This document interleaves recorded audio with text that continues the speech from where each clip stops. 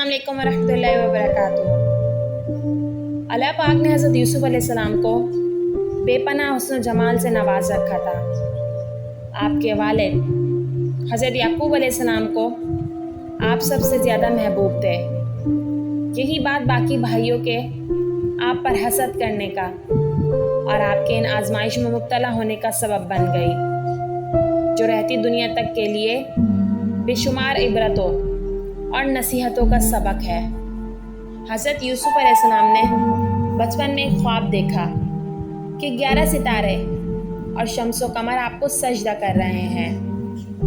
कुरान करीम का इसलूब बतलाता है कि आपने ये ख्वाब अपने वालिद को भाइयों की गैर मौजूदगी में सुनाया। आपने ख्वाब सुनते ही अपने चहीते बेटे को सख्ती के साथ मना कर दिया कि अपना ये ख्वाब किसी को हरगिज़ मत सुनाना, वो तुम पर हसद करेंगे, तेरे खिलाफ कोई बुरा मंसूबा बनाएंगे। हज़रत यूसुफ़ अलैहिस्सलाम के इस इब्तिदाई किस्से को कुरान करीम इन अल्फाज में ज़िक्र करता है। जब यूसुफ़ अलैहिस्सलाम ने अपने बाप से कहा, ऐ मेरे बाप, बेशक मैंने 11 सितारों और सूरज और चाँद को देखा है। मैंने उन्हें देखा कि मुझे सजदा करने वाले हैं। उसने कहा, ऐ मेरे छोटे बेटे, अपना ख्वाब अपने भाइयों से बयान ना करना, वरना वो तेरे लिए तदबीर करेंगे, कोई बुरी तदबीर। बेशक शैतान इंसान का खुला दुश्मन है और इसी तरह तेरा रब तुझे चुनेगा और तुझे बातों की असल हकीकत समझने में से कुछ सिखाएगा और अपनी नेमत तुझ पर और आले याकूब पर पूरी करेगा, जैसे इसने इससे पहले वो तेरे दोनों बाप दादा इब्राहिम अलैहिस्सलाम और इसहाक अलैहिस्सलाम पर पूरी की। बेशक तेरा रब सब कुछ जानने वाला, कमाल हिकमत वाला है। वीडियो को लाइक कीजिए, शेयर कीजिए और सब्सक्राइब करना मत भूलिएगा। ब्रादरान यूसुफ़ को इस बात से बेहद हसद था कि वालिद साहब जिस कदर प्यार हज़रत यूसुफ़ अलैहिस्सलाम से करते हैं, इतना हम में से किसी के साथ क्यों नहीं करते। सब जवान भी थे और बेहद जज्बाती भी। जवानी की इस आग ने हसद की आग को और बढ़ा दिया और ये पहले नफ़रत फिर इंतकाम की सूरत इख्तियार कर गई। चुनाचा उन्होंने दिल ही दिल में हज़रत यूसुफ़ अलैहिस्सलाम को नुकसान पहुँचाने का इरादा कर लिया और आपके ख़िलाफ़ एक घिनौनी साजिश तैयार कर ली। चुनाचा उन्होंने आकर वालिद से कहा, कुरान करीम में इरशाद है, उन्होंने कहा, ए हमारे बाप, तुझे क्या है कि तू यूसुफ़ के बारे में हम पर एतबार नहीं करता, हालांकि बेशक हम यकीनन उसके खैर ख्वाह हैं। इसे कल हमारे साथ भेज कि चरे चुगे और खेले कूदे, और बेशक हम ज़रूर इसकी हिफाजत करने वाले हैं। हज़रत याकूब अलैहिस्सलाम वालिद थे, सारी औलाद इनके हाथों में पली थी। आपको इनके बुरे इरादों और दिल की खोट की बू इनके मुंह से निकलती महसूस हुई और समझ गए कि ये यूसुफ़ अलैहिस्सलाम को कोई नुकसान पहुंचाने का तहैया कर चुके हैं, और आप ये भी ना चाहते थे कि उन्हें इस बात का इल्म हो जाए कि वालिद को इनके बुरे इरादों का इल्म हो चुका है। इसलिए इशारे कनाए में फरमाया। इसने कहा, बेशक मैं यकीनन मुझे ये बात गमगीन करती है कि तुम इसे ले जाओ, और मैं डरता हूँ कि इसे कोई भेड़िया खा जाए और तुम इससे गाफिल हो। अल्लाह जानता है कि आपको यूसुफ़ पर इतना भेड़िए का डर ना था जितना इन भाइयों की शानगेज़ी और ईज़ा रसानी का डर था। लेकिन ब्रादरान यूसुफ़ ने वालिद को ऐसा जवाब दिया कि उन्हें मजबूरन यूसुफ़ अलैहिस्सलाम को साथ भेजना पड़ा। चुनाचा सब ने एक ज़बान होकर कहा, वाकई अगर इसे भेड़िया खा जाए, हालांकि हम एक ताकतवर जमात हैं, तो बिलाशुबा हम इस वक्त यकीनन खसारा उठाने वाले होंगे। हज़रत यूसुफ़ अलैहिस्सलाम को खुद हज़रत याकूब अलैहिस्सलाम ने अपने हुक्म से भाइयों की तरफ रवाना किया था, ताकि वो जाकर इनके साथ खेलें और वापस आकर आपको अपने भाइयों के अहवाल की खबर दें। تھے یوسف علیہ السلام ان کے پاس پہنچے۔ اس وقت انہوں نے والد کی دی ہوئی ایک منکش قمیص پہن رکھی تھی۔ یوسف علیہ السلام کو دیکھتے ہی وہ کہنے لگے، لو یہ خوف والے صاحب منکش قمیص پہنے آ پہنچے۔ پھر بعد میں باہم مشورہ کرنے لگے کہ ان کے ساتھ کیا کیا جائے۔ بالآخر یہ طے پایا کہ نہ تو انہیں قتل کیا جائے اور نہ مارا پیٹا جائے، بلکہ یہ قمیض اتار کر ایک کنویں میں پھینک دی جائے اور جا کر والد کو بتلا دیں گے کہ یوسف علیہ السلام کو ہماری بے خبری میں ایک درندہ چیر پھاڑ کر کھا گیا۔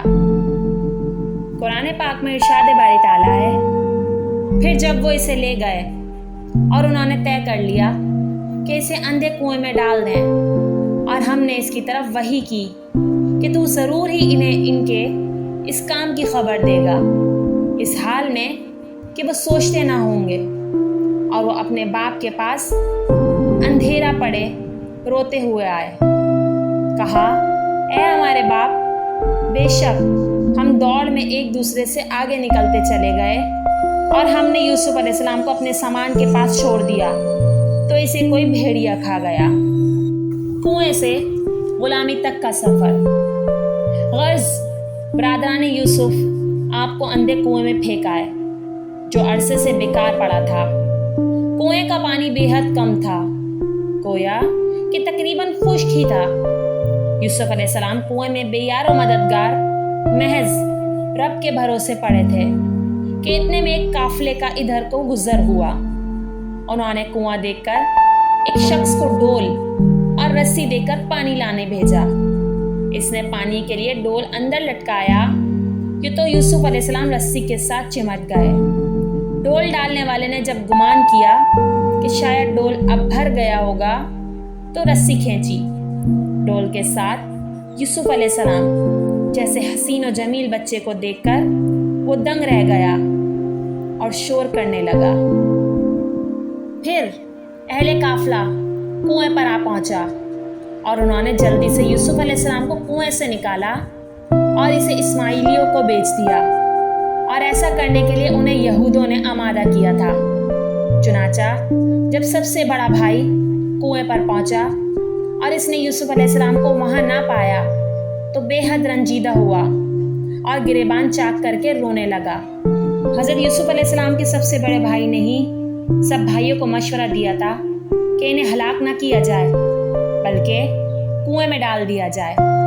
دراصل وہ یہ چاہتے تھے کہ وہ بعد میں چھپکے سے آ کر حضرت یوسف علیہ السلام کو کنویں سے نکال کر والد کے حوالے کر دیں گے، لیکن جب اس نے یوسف علیہ السلام کو کنویں میں نہ پایا تو بے حد غمزدہ ہو گئے۔ حضرت یوسف علیہ السلام کو مصری افواج کے ایک افسر نے خرید لیا تھا۔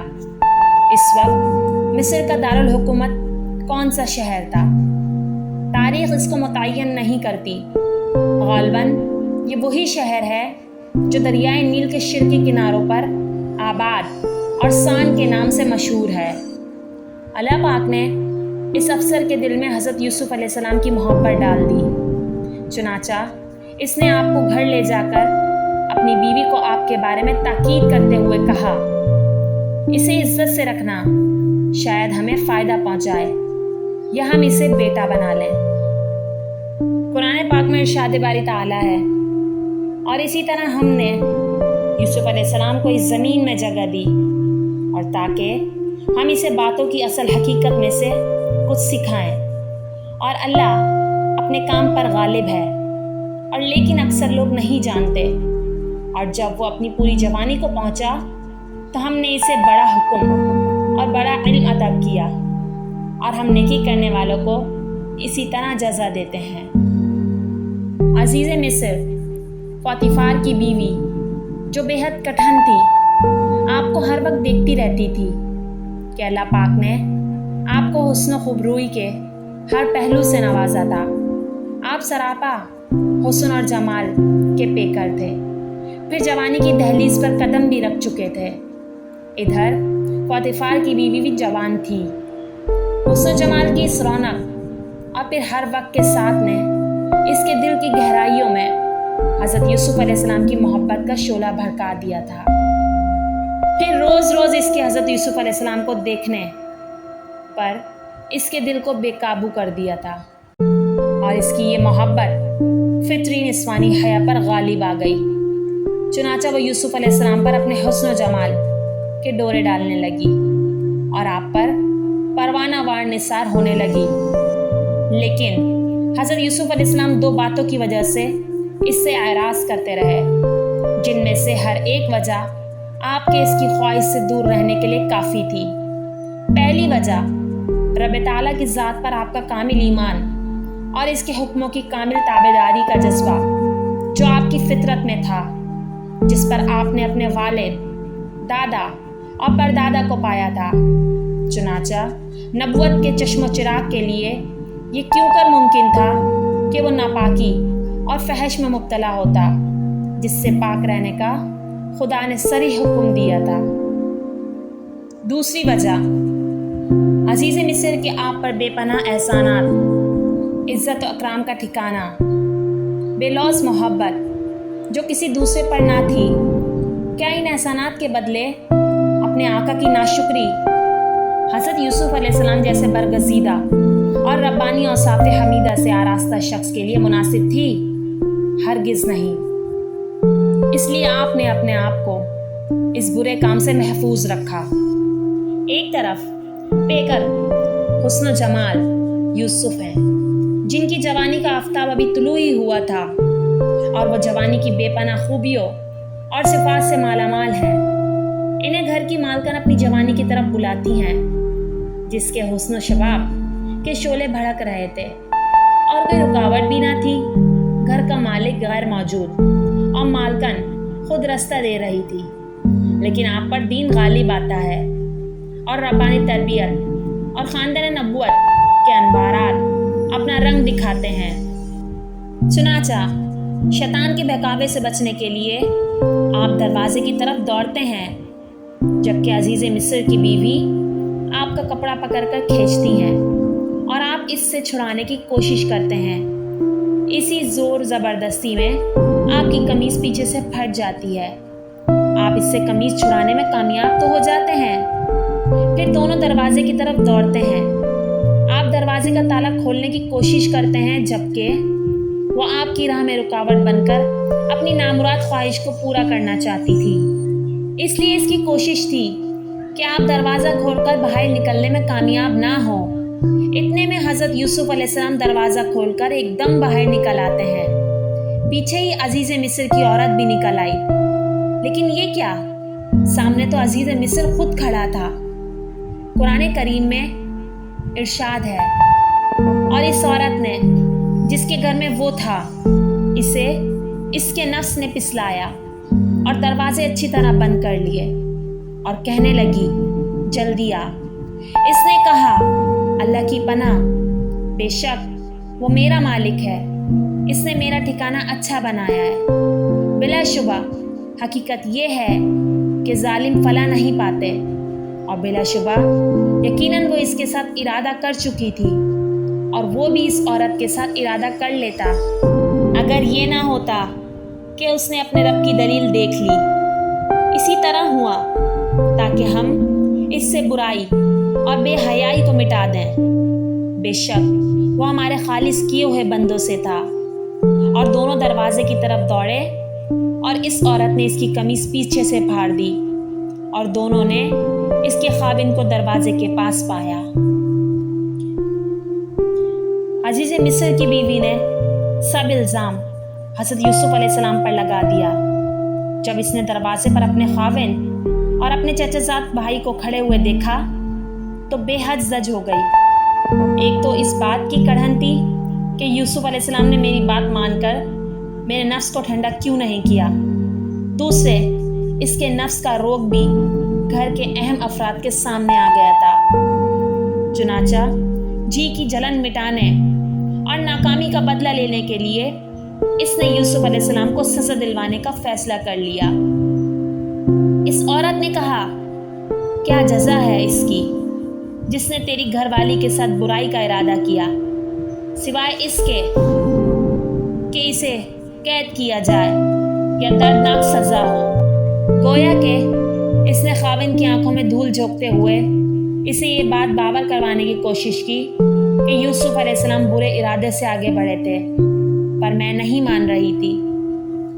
اس موقع پر حضرت یوسف علیہ السلام کو اس بات کا کامل یقین تھا کہ نجات صرف راست گوئی ہے اور عزیز مصر کی نیکیوں اور احسانات کا اس کے سوا اور کوئی بدلہ نہ ہوگا کہ اسے حقیقت حال سے آگاہ کر دیا جائے۔ چنانچہ صاف صاف فرما دیا۔ اس یوسف نے کہا، اسی نے مجھے میرے نفس سے پسلایا ہے، جبکہ میں شدت کے ساتھ انکار کرتا رہا، جس کا نتیجہ یہ نکلا کہ میں بھاگ کھڑا ہوا اور اس نے پیچھے سے میری قمیص کھینچ کر پھاڑ ڈالی۔ عورت کا چچا زاد جو دونوں کی باتیں سن رہا تھا بے حد سمجھدار تھا۔ اس نے آگے بڑھ کر ایسی بات کہی کہ دودھ کا دودھ اور پانی کا پانی ہو گیا۔ کہنے لگا، اگر اس کی قمیص آگے سے پھاڑی گئی تو عورت نے سچ کہا اور یہ جھوٹوں سے ہے، اور اگر اس کی قمیص پیچھے سے پھاڑی گئی ہو تو عورت نے جھوٹ کہا اور یہ سچوں میں سے ہے۔ کیونکہ اگر ایک آدمی کسی عورت کی عزت لوٹنا چاہے اور وہ اسے اپنے سے ہٹائے تو اس کا اثر آدمی کے دامن پر نظر آئے گا، اور جو کسی عورت کے برے ارادوں سے بھاگنا چاہے اور وہ اسے پکڑ کر اپنی طرف کھینچنا چاہے تو اس کا اثر آدمی کی قمیص کے پیچھے نظر آئے گا۔ جب حضرت یوسف علیہ السلام کی قمیص دیکھی گئی تو عورت کا جھوٹ اور حضرت یوسف علیہ السلام کا سچ کھل کر سامنے آ گیا۔ تب عزیز مصر نے عورت کو ملامت کرتے ہوئے کہا، یقیناً یہ تم عورتوں کے فریب سے ہے، بے شک تم عورتوں کا فریب بہت بڑا ہے۔ یقیناً یہ تم عورتوں کے فریب سے ہے، بے شک تم عورتوں کا فریب بہت بڑا ہے۔ اور ساتھ ہی فضیحت اور رسوائی سے بچنے کے لیے حکم دے دیا کہ یہ خبر شہر میں پھیلنے نہ پائے، اور عورت کو اپنے گناہ کی معافی مانگنے کا حکم دیا، اور خود عورت کو برملا قصوروار ٹھہراتے ہوئے کہا کہ گناہگار تم ہی ہو۔ چند دن نہ گزرے تھے کہ عزیز مصر کی بیوی کا اس نوجوان کے ساتھ پیش آنے والا یہ واقعہ شہر میں گردش کرنے لگا، اور بات شاہی خاندان کی عورتوں کی زبان سے نکل کر شہر کی عورتوں میں پھیل گئی۔ سب نے عزیز مصر کی بیوی کی اس بے حیائی پر اسے خوب لعنت کی۔ رفتہ رفتہ یہ چرچا خود عزیز مصر کی بیوی کے کانوں میں بھی پہنچ گیا، جو اسے بے حد گراں گزرا۔ اس نے ان ملامت گریمیوں سے بدلہ لینے کا اور خود انہیں بھی اس روگ میں گرفتار کرنے کا فیصلہ کر لیا کہ پھر صرف مجھے ہی ملامت کرنے کی جرات نہ کریں۔ چنانچہ اس نے شاہی خاندان اور شہر کی عورتوں کے لیے ایک دعوت کا اہتمام کیا، ان کے بیٹھنے کی ایک خاص جگہ مقرر کی اور ان کے سامنے ایسا کھانا چنا جس میں چھری کا استعمال تھا۔ چنانچہ کھانے کے ساتھ ہر ایک کے سامنے ایک چھری بھی رکھ دی گئی۔